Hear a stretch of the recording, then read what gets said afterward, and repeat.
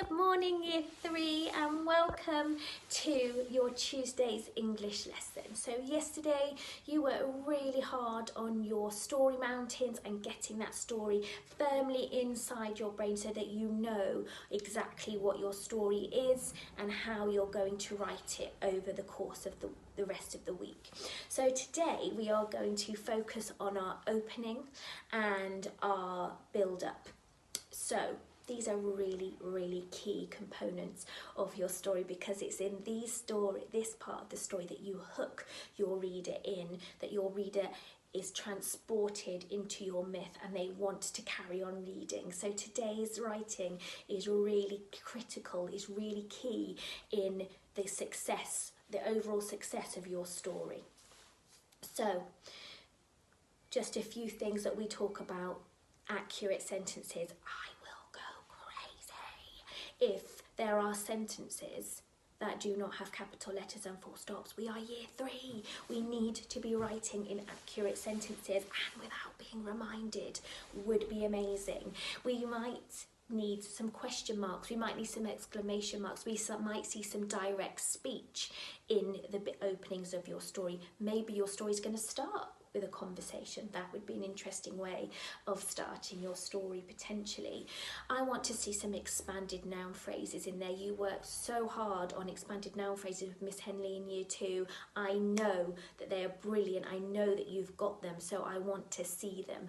And maybe some fronted adverbials. I certainly don't want to get into and then, because you will lose me as a reader. I will be bored. So have those things in your mind, have a think about trying to incorporate some of those things. If you have a thesaurus, have a look at word choices. Don't just put any old word in, but make sure your language choices are as accurate as possible and as rich as possible, so that you really, in as few words as possible, if you like, can really create the image and the scene that you are trying to set. You don't want to have reams and reams and reams of setting, so the word choice is really key to give the reader all the information you want them to have in as few words as possible, potentially. So, first paragraph is going to be setting the scene and introducing your hero. So in the setting the scene, where are we? What does it feel like? What does it look like? What does it smell like? What's the climate like? Are we inside? Are we outside? Are you alone?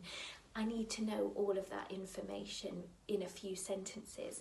And I need to be introduced to your hero. I need to like your hero. I don't think that there's many successful stories where we don't like the hero. So your hero has to be likeable to the reader. What's endearing? That means what qualities do they have that people would like or warm to. So what's endearing about your character? Tell us all about them. Why are they a hero? So that's your first paragraph. It's got to be so good that you want to read on to the second. You can win or lose your reader in that first paragraph. Writers often say, and I would always say this, almost your first sentence is the hardest, but once that happens and you're really happy with it, the rest of it flows. I will do you a close-up of this again like I did yesterday. Your second section of writing today is then your build-up. It's your quest. What is the quest? Why is your character going on this quest? And how are you going to go about, or how is your character, your hero, going to go about completing this quest? So we need to understand the quest.